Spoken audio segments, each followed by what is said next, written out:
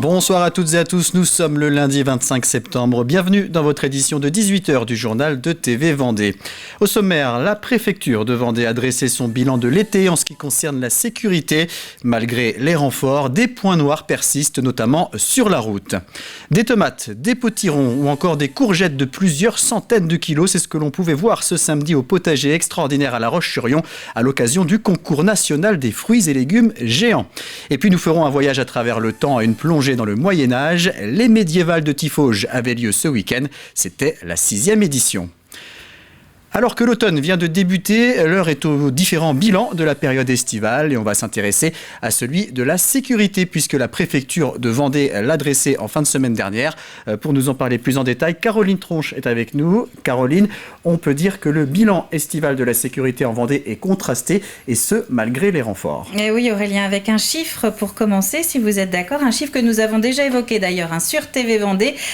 Au début de l'été, c'est 245. 245, c'est le nombre de renforts mobilisés cet été dans le département, ventilé de la manière suivante. Regardez, 155 militaires, 30 policiers, dont 11 nageurs sauveteurs et 60 CRS. Un chiffre auquel s'ajoutent aussi des renforts de militaires sentinelles dans les zones où il y a une forte concentration de population, comme au Puy-du-Fou par exemple, et des pompiers aussi pour faire face à l'afflux de touristes en Vendée l'été en général, s'il faut le rappeler. La Vendée l'été, c'est 4 à 5 millions de personnes en plus. Alors ces renforts ont-ils permis de passer un été serein ? D'un point de vue des cambriolages, a priori, oui, puisque, là encore, regardez, leur nombre a baissé par rapport à la même période estivale en 2022. 2904 faits de cambriolage cet été contre 3078 l'année dernière. En revanche, police et gendarmerie ont eu plus d'interventions pour ce qu'on appelle des violences intrafamiliales, c'est-à-dire à l'intérieur d'un même foyer, souvent sur fond d'alcool, 27 faits en plus cet été par rapport à 2022. On a aussi le sentiment d'avoir beaucoup parlé de noyades cet été. Et ce n'est pas uniquement un sentiment. 12 personnes sont mortes noyées depuis le début de l'année en Vendée, 12 dont 9 cet été. Plus globalement, les pompiers sont intervenus à 33 reprises pour des noyades. Pour schématiser, ça représente quand même une à tous les 2 ou 3 jours. Enfin, si vous me permettez ce parallèle, Aurélien, eh bien, cette proportion de décès en mer est la même que celle sur les routes. Nous avons eu 13 tués sur les routes de Vendée cet été, ce qui en fait l'été le plus meurtrier depuis 10 ans dans le département. 92 accidents corporels au total, donc là on parle bien plus que de la simple tôle froissée. 113 blessés également, d'ailleurs pour élargir ce prisme de la sécurité sur la route. Je vous parlais donc de ces 13 tués sur les routes cet été en Vendée. Nous en sommes à 42 personnes depuis le 1er janvier. C'était 38 à la même période en 2022. Merci Caroline. Bruno Noury, maire de l'Île-Dieu depuis 2008, est décédé ce dimanche à l'âge de 52 ans des suites d'une longue maladie. Également conseiller départemental, il était hospitalisé depuis plusieurs mois et sa dernière apparition publique remontait au mois de mai dernier lors de l'inauguration de l'Insula Oia 3. Les images que vous voyez sur votre écran sont tirées de la profession de foi qu'il a présentée sur notre antenne lors de la campagne pour les élections municipales de 2021. Très attaché à son territoire, il était un fervent défenseur de l'Île-Dieu, comme nous l'explique Philippe Turbet, journaliste à la radio Neptune FM. C'était une vraie personnalité de l'île. C'est vrai que comme il connaissait bien les dossiers, il aimait bien son île et il la défendait bien auprès de toutes les grandes organisations à la région, au département, auprès de l'Europe même. Enfin, voilà, toutes les grandes instances comme ça, il savait se faire entendre et il savait ce qu'il pouvait demander. Il était toujours là quand il fallait soutenir l'Île-Dieu auprès notamment des problèmes qu'il y a eu avec les marins, par exemple les marins pêcheurs, tous ces sujets-là, il était là toujours et il se faisait bien entendre sur tous ces sujets. Et à noter que Carole Charot, première adjointe de Bruno Noury, occupait déjà le poste de maire par intérim depuis le mois de mai. Un hommage sera rendu à Bruno Noury dans les prochains jours. Autre disparition survenue samedi, celle d'Éric Brondy, fondateur et président du club de triathlon de Saint-Jean-de-Mont. Il a ensuite été à la tête du comité départemental pendant une dizaine d'années. Il a également cofondé le club de triathlon de Saint-Gilles-Croix-de-Vie et il était engagé depuis 2014 dans la vie politique montoise. Il a été conseiller municipal au sein de l'opposition pendant 6 ans. Ses obsèques auront lieu mercredi à 16h30 à Saint-Jean-de-Mont. Les fruits et légumes géants étaient en compétition samedi au potager extraordinaire à La Roche-sur-Yon. Il s'agit d'un concours annuel et national qui a réuni une quinzaine de compétiteurs venus de toute la France. Des centaines de visiteurs, passionnés ou simples curieux, ont pu admirer ces végétaux hors normes. Un reportage d'Anaïs Escalona. Un potiron, des tomates, des courgettes, des produits du quotidien mais que l'on ne retrouve pas au supermarché. Ici, les légumes peuvent atteindre pour certains près d'1 tonne. Bienvenue au concours national des fruits et légumes géants. Lancé il y a plus de 25 ans, c'est la première fois que l'événement ouvre ses portes au public. J'ai des gros légumes dans mon jardin, mais pas aussi gros qu'ici. Donc c'est vrai que ça fait rêver.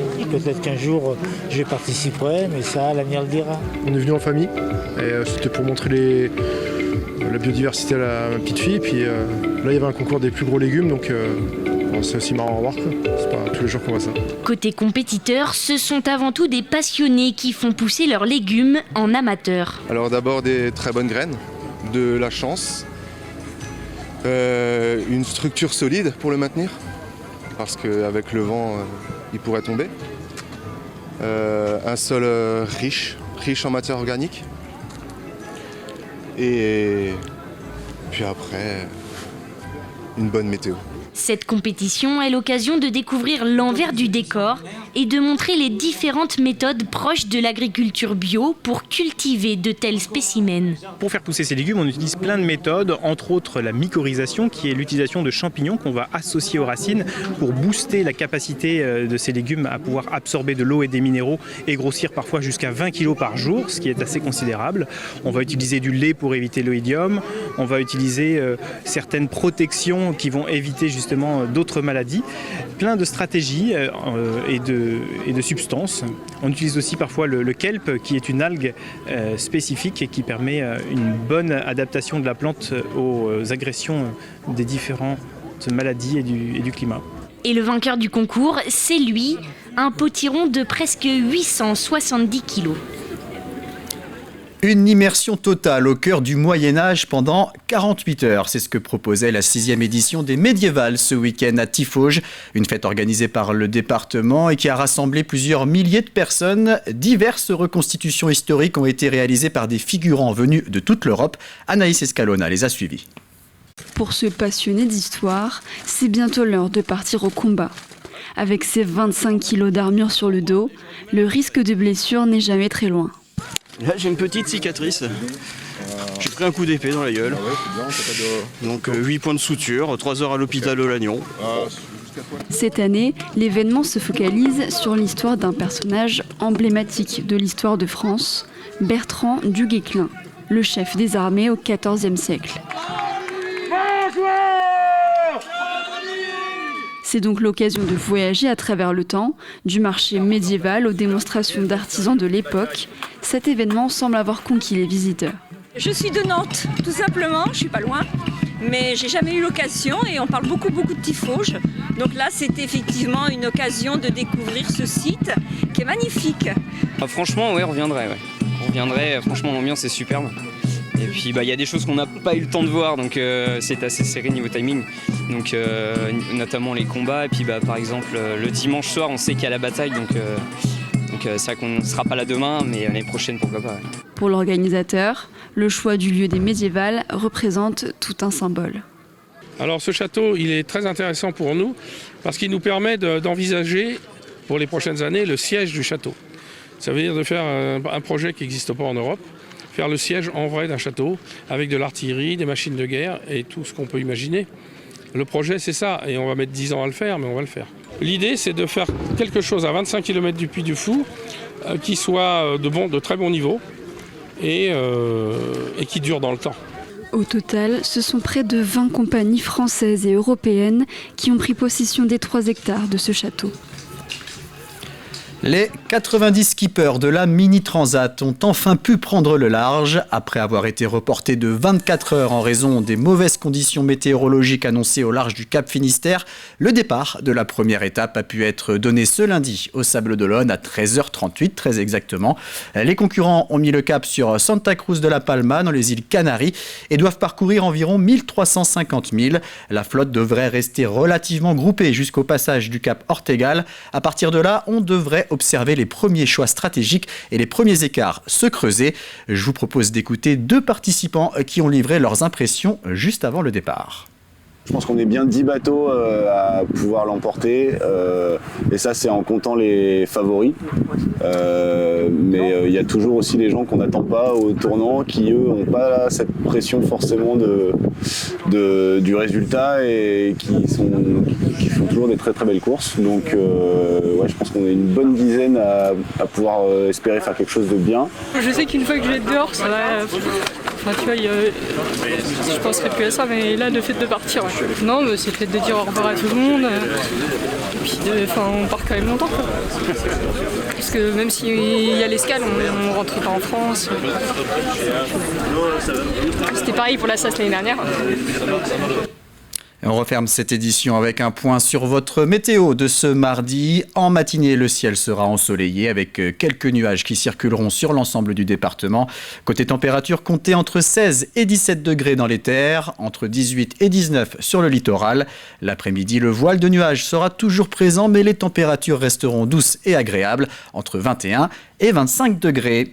C'est la fin de ce journal, merci de l'avoir suivi. Nouveau point sur l'actualité vendéenne dès demain matin à partir de 7h dans la matinale présentée par Diane Delangue. Très bonne soirée à toutes et à tous sur TV Vendée.